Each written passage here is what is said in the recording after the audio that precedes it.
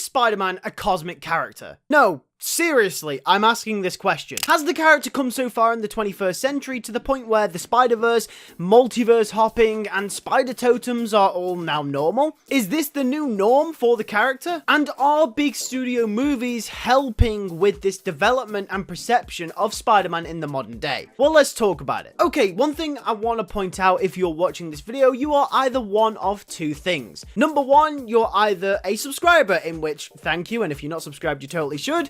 That means that you've seen my channel before and you probably love Spider-Man. If you don't, I don't know what you're doing here. Or number two, you've seen this on your YouTube homepage, having it recommended to you, in which, this is a Spider-Man video, you either love Spider-Man or you're somewhat acquainted with him on a more than casual fan basis. Either way, you're a Spider-Man fan if you are watching this video right now. So when I ask the question, is Spider-Man a cosmic character, your immediate answer is probably no. What the hell are you talking about? But to the general audience, is he? For the people that grown up on Spider-Man in the last decade, has Spider-Man really been as grounded or street level as we once thought? Probably not. We've had the MCU movies, which explore a version of the character that puts him against the Avengers, and travels the world, and even in some circumstances, goes to space and fights aliens. We've gotten the Spider-Verse films, which, although grounded in its themes, explores the Spider-Verse, a multi-universe concept with multiple Spider-People. Even in the comics, we've had Dan Slott's Spider-Man,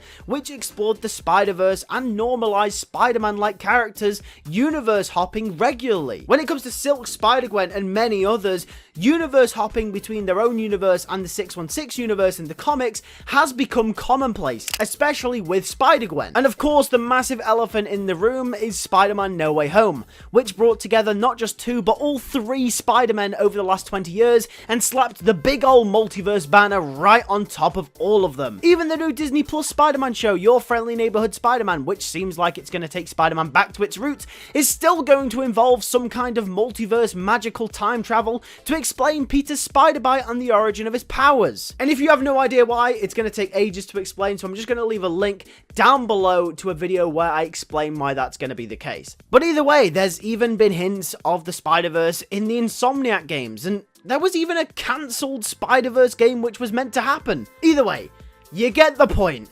Spider-Man has had a lot of the multiverse. Oh, and by the way, just between me and you, I don't know if you knew this, Spider-Man 4 is going to be about the multiverse.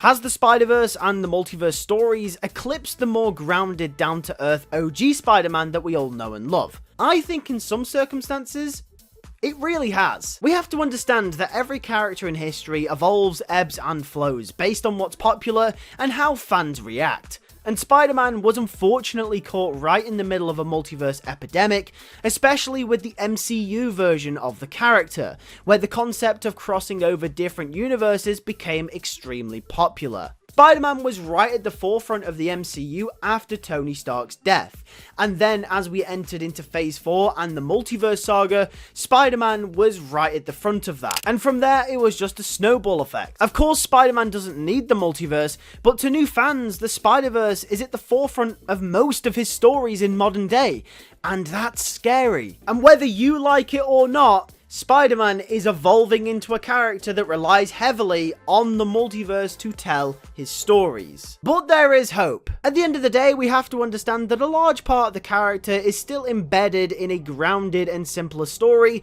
about a boy learning to grasp the idea of responsibility, and that will never change. But the more Spider-Man media that is put out, the further the idea is pushed that the multiverse is a massive part of his story.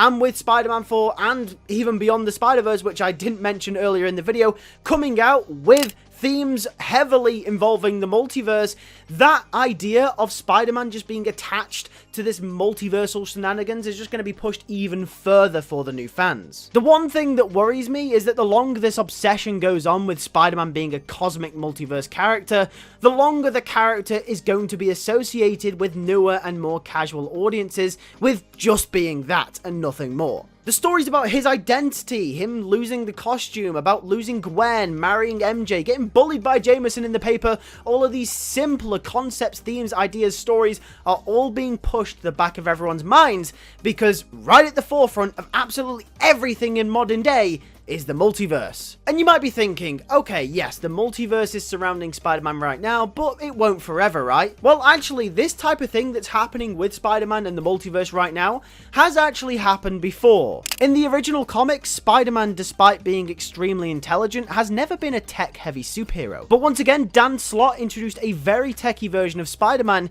in his run on the comics, which is now expanded into the Marvel Cinematic Universe and the Insomniac games, and even the cartoons. Spider-Man having gadgets and tech has never really been a thing up until recently, but every single adaptation that comes out about Spider-Man always involves him having some kind of technology, which is beyond far believable, and in some cases is even closer to the tech that Iron Man has than the actual original version of Spider-Man, which only really used web shooters and on occasion a spider symbol light. And that was about it. So yes, this sort of effect has happened before, and Spider-Man becoming a multiverse character could be on its way, and I really don't want that to be the case, but with Beyond the Spider-Verse and Spider-Man 4 coming out, it could really push it across the line. Here you can watch my video on why I don't want Spider-Man 4 to be a multiverse film. Thanks for watching, thanks to the members for all the support. If you want to become a member and you enjoy my content, make sure to click the join button down below for as little as 99 pence a month,